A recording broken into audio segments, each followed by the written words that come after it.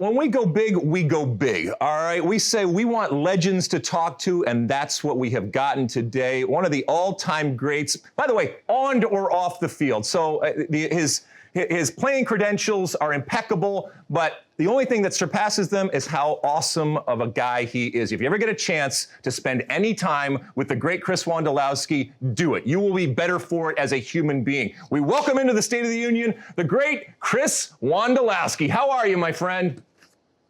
Doing well. Appreciate you guys having me, and yeah, it's always fun hanging with you too, Alexi. All right, listen, it looks like we got some sort of hostage video going on here, but we're going to work through it. And even then, you look great, my friend. You look like a man who has had the weight of the world taken off your shoulders, or maybe more so, is looking forward into that incredible adventure that is a life after kicking a ball. My first question to you, and I know you've been asked this, but I want to ask it anyway, because maybe it changes even with time.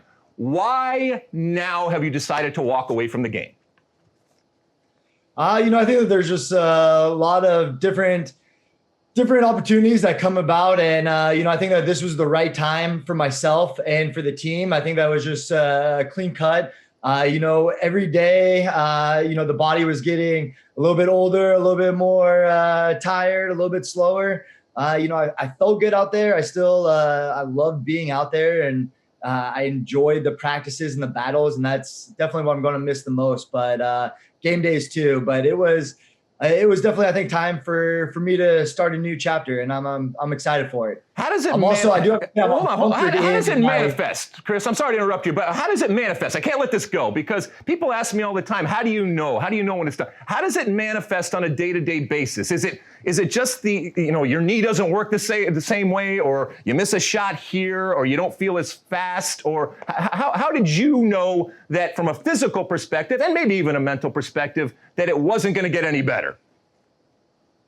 No, that's the thing is, I'm very grateful for especially our strength and conditioning coach, Guido, really kind of turned a page. So when you hit the gym, you start, I actually knew my way to the gym. I didn't even know there was one for a few years. And so that definitely helped, and it, inspired it. And, I think it helped prolong for a few years.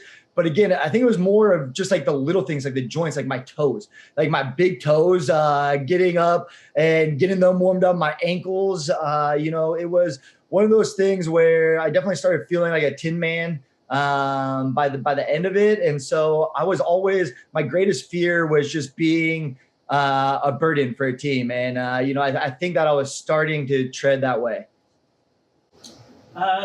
Wando, we covered the playoff game last year where you scored that amazing stoppage time equalizer against Sporting KC. Do you have a favorite goal when you look back on your MLS career? Was it when you surpassed Landon? Is there one that stands out above the rest? Oh, yes, actually. It's kind of funny too, especially with Alexi being here. It's my 2010. It's a playoff goal against New York Red Bull, and it was a playoff goal, and that was a rare one for me. But just to cap off that year, 2010, that was kind of my breakout year. And even Alexi at halftime was like, this guy, Chris Wondolowski, he's just going to be a flash in the pan. And to come out in the second half and to get the game winner, beat Thierry Henry on his home field, that was to knock him out of the playoffs. That one just always kind of resonates with me and holds most weight for me. I have never been more happy to be wrong. I remember getting that question, and look, you hadn't done what obviously anything yet. And I was looking at it, and I got asked the question, and I answered honestly, which is what I do. But believe me, it's not the first or the last time that I have been wrong. And you went on and proved not just me, but so many other people wrong with your longevity and your incredible success. So, and I knew at that moment that there was something special that I was watching, but I didn't realize that you were going to go on to such a legendary status when it comes to it. All right, so after you actually finished your career now and you moved on, as I said, I think you look like a man that is looking forward.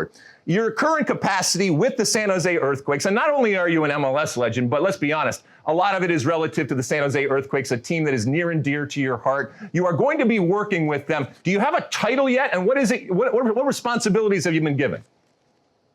So it's special assistant to the general manager, but I'm pretty sure it means like special assistant to the regional manager or assistant to the regional manager. So But I'm very grateful, and because it gives me a lot of flexibility in my job. And so being able to hit many different points where I think the organization, needs some holes filled. And, one of the biggest ones is the domestic scouting, and to really identify some of the talent, and not only in the Bay Area and in California, but then, regionally and all over the United States. And so that's something that I really am looking forward to, and something that, I find a lot of joy in too.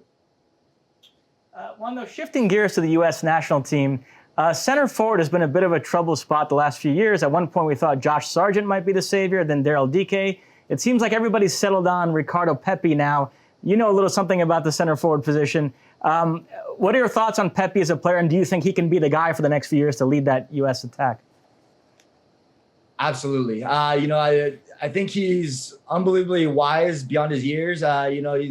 He's got that youth, and I think he has such a high ceiling. I think that if he continues along the path, he's already contributed greatly to the team, and already what he's done in MLS. And so I'm looking forward to the future, and also what he brings. I think that the way that the U.S. is playing right now, I think it fits his system. It fits his style. I think that with his movement in the box, it's so hard to track in his technical ability. You saw during the All-Star game, the skills challenge and his finishing. I think that it's on another level. And so I think he will continue to grow at that. And like I said, I think you get, Christian Pulisic and, some of these guys around him, just make him better. Can I ask you to kind of delve into the mind and the mindset of a goal scorer? And there's nobody better to ask than you. And especially when it comes to the international level, certainly you played internationally, you played in World Cups. And I ask you this because I think that there are lessons to be learned in terms of the pressure that players are under, the ability to recover, obviously, from mistakes. I mean, you famously missed a shot in a World Cup, and I know I have so much respect for the way that you have addressed that and talked about that, and actually used it as a lesson, not just for yourself but others out there, in terms of being, in a strange way, forgetful and being able to move on and go on from that kind of stuff. But give us an idea of what it takes from a mental perspective at both the club level and the international level to just consistently go out there and do the most difficult thing in our game, which is to actually put the ball in the net. It's difficult. And the reason, and the main reason it is difficult, it's about, 6 inches between the ears. It's here, just being, you're so conscious of it. And I know for myself, this was one of my biggest flaws, is when I went to the U.S. team, I wanted it so badly that I would do almost too much. I would run myself out of good positions. I would then create, bad positions because I wanted it so much. I would be chasing down the ball when not needed. And, when I was with the Earthquakes, I felt relaxed. I knew where to be. I felt comfortable. And, it's difficult at times to make that transition, but when it is seamless, it's amazing, and it just clicks. And especially when you're playing with some of those talented players as well, it becomes fun. And when it becomes fun, it's a game, you're enjoying it, and your confidence grows and it snowballs. And you can see for Ricardo Pepi right now, he's loving it, and I think he's going to continue to grow on that. And I think that it's been a very seamless transition for him, and that's not always an easy thing. We're on the eve of the MLS playoffs. If you were a betting man, who do you think wins MLS Cup this year? One thing in the 17 years of playing and also watching even before is don't bet on MLS. It's crazy. You are crazy if you're going to have it, because always something is. But I like Kansas City. I don't know. I like their style. They come up to play. Most playoffs. I like Peter Vermees. I think he's going to get them tactically ready. But that being said, you can get anyone out of the West, and then you look over in the East as well. And NYC looks very dangerous. I think Nashville can make a deep run. And so I think it's going to be one of the more entertaining playoff seasons.